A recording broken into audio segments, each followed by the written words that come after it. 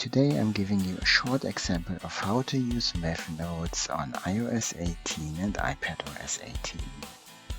To write on your screen, you can just use the Apple Pencil or any other third-party pencil or your fingers.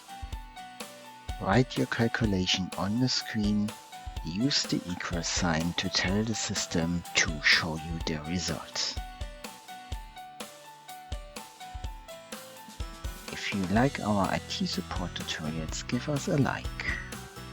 For this video, we offer subtitles in 9 languages as we do for all our original productions.